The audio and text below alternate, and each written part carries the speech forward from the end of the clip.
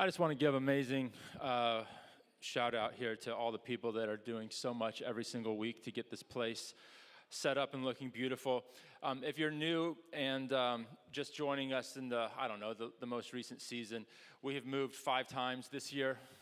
Since it was literally this Sunday last year that we moved out of Pi Hop, where we'd been for I don't know how many years, into a season of wandering as we continue to wait. And I have no update for you even today about the next status of our wandering. I do know that we are welcome to be here as long as we would like.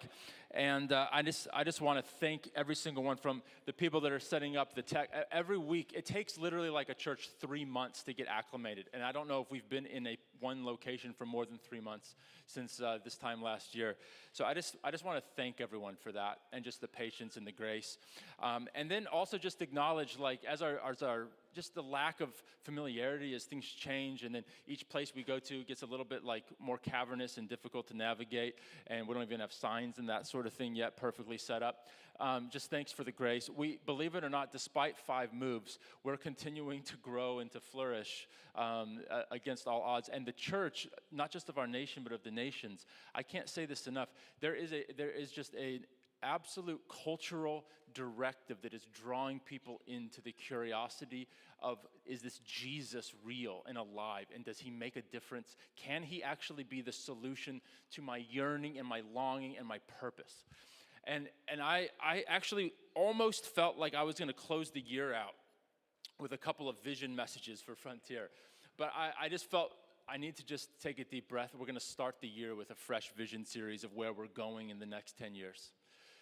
But in the midst of that, I felt like the Christmas message today and next week is one that I believe is really going to confront us and comfort us. I hate it when the Lord starts talking like that to me, I'm going to confront you so that I can comfort you, because that's usually a painful process that I need but I don't want. And so today, I think the Christmas message is one that I believe that you need and that I need, but you don't want. How's that for good news? Okay, not a good response. It's gonna get better, guys. Help me. All right. So the message today is all about scandal, and we love scandal culturally, don't we? There's a scandal going on here in Mark 6. We'll look at in a second. But we expect scandals in our culture, and leaders. We love it when leaders fall. Not so much in the church. That's more embarrassing and horrific and traumatizing for me and all of you. Amen? Amen. No one's going to talk to me today. This is going to be awkward, guys. Okay. We don't like scandals in the church. Right. Yeah, no, good. Okay, we can agree on that. We acknowledge that there are scandals in the church. Thankfully, we have not had one here, and Lord willing, we won't. But the beauty is that if we do, it doesn't devalue or shift our purpose, our mission, our directive, and the eternal dynamic of what we're here for. Because it's not about a person, it's not about who falls. The beauty is, though, that scandals are all about leaders falling. Mark 6, we have a scandal that's a different kind of scandal, and it's about a leader who rises. Jesus is rising, and that is the scandal. Because he's an ordinary man who's more than they expected.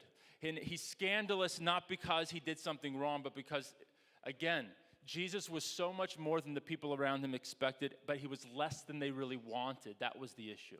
More than they expected and less than they wanted. If you've read one of my favorite, I don't believe he's a Christian, Jonathan Haidt, written a lot of books. He's an NYU professor, and he has this story that he tells. Anyone heard about eating the family dog? Anyone heard that story? No? Okay. Well, I'm going to tell it to you right now. It goes something like this.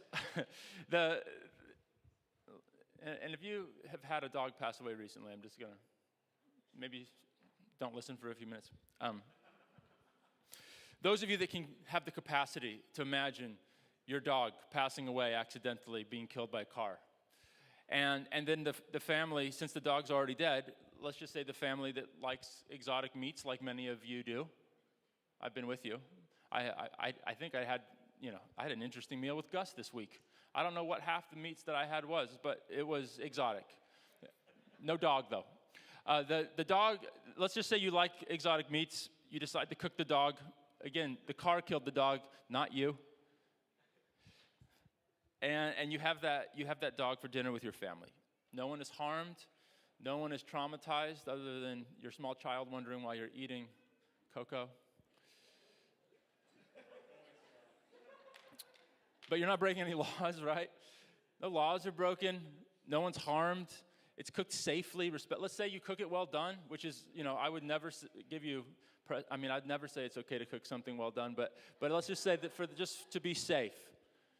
She had a stomach issue a month ago, just not sure what's going on. We're going to cook it well done.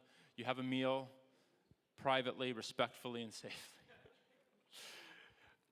But that does something inside. Every single one of us has this gut instant disgust about eating the family dog, right? What is that? And Haidt asks why people stumble over this. And when he asks them, why does that disgust you to eat the family dog? Everyone's just like, I don't know. It just is.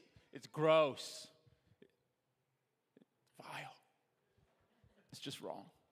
And he calls this moral dumbfounding. Moral dumbfounding.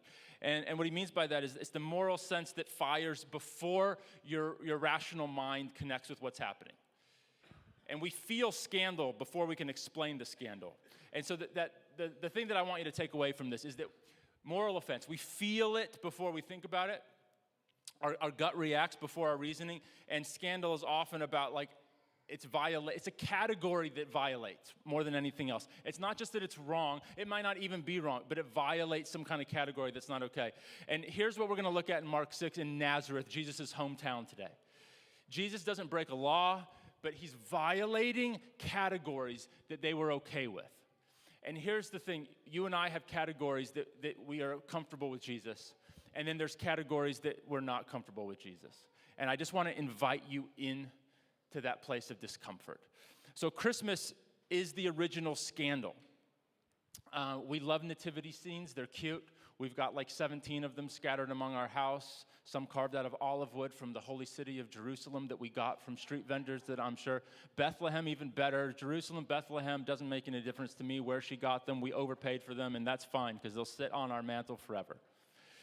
We love the nativity scenes, but in Mark 6, this is not actually a nativity scene moment, and yet there's a dynamic here where they call Jesus Mary's son. Now, we focus on him being the Son of God, which of course he was. But here they call him Mary's son. And this is an honor-shame culture. You take the father's name. My last name is Martinson, Norwegian, son of Martin. It is the most normal thing in the world, from ancient Near Eastern Israel to modern day today, to take a father's name. So the fact that they're calling him Mary's son, what is Mary remembered for? The virgin that gave birth. I say it that way because that's how his entire town would remember Mary and Jesus, the virgin. A virgin birth was just as obnoxiously offensive then as it is today. No one believed it. And so when they call him that in an honor-shame culture, it's an insult, and they're questioning Jesus' legitimacy. And Jesus doesn't just challenge their belief, he challenges their entire system of dignity. So the big idea today that we want to look at, the scandal of Christmas, here it is. Christmas is all about God coming close, coming near to us. And in worship, we talk about him feeling his presence coming near. And oftentimes, I'm not sure if it's him actually getting near or we're opening ourselves up to a God that wants to be near and is always willing to be close. But the reality is that the Christmas story is where God came to us in the person of Jesus, flesh and blood. And that scandal of Christmas, it confronts us, it frees us, and then it sends us back out. So what we're looking at here is that God chose to enter the world through absolute shame, but into ordinary life and discomfort so that he could confront us, then free us, and send us out and bring his, not just his ordinary, but his extraordinary kingdom through our very, very ordinary lives. Christians today are so tempted to live extraordinary lives. And we post about it, and we put these high water marks of what life is meant to look like. And we do this in every realm of culture. But Jesus and his message is always found in the ordinary. And there's something that I want to invite us into is to live for the moments of the ordinary where you can feel and know that you are living a life where you are inviting the God of the Christmas story to enter into the mundane. If you invite that, your life will never be looked back at as mundane. It will have impact that endures forever. As many of you have heard the quote, we overestimate what we can do in a day or an hour, but underestimate what can be done in a lifetime. The lifetime work of the gospel is mundane. But the moments that God invades happen because of those who allow the extraordinary into the ordinary, and that's what we're getting at today. We're going to look at three things: the offense, the ordinary, and the rejection. The first is the offense. Why Jesus offends us, the ordinary, why he insists on working through the mundane, and then thirdly, the rejection. Why following him will sometimes cost us comfort, approval, but it will free us ultimately in the process if we allow the rejection to be used for his purposes. So, Mark 6, verse 1 says this: He went away from there and came to his hometown, and his disciples followed him. And on the Sabbath he began to teach in the synagogue, and many who heard him were astonished, saying, "Where did this man get these things?" So he's saying profound things of wisdom and saying, where did he get these things? We know him. What is the wisdom given to him? How are such mighty works done by his hands? Is this not the carpenter? And even the language there is carpenter. We think of like the guy with his dad, like doing some woodwork in the back of a shed.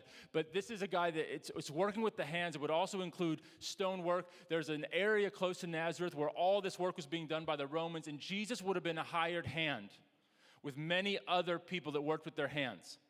And what they're saying in the language is actually saying is, we know Jesus.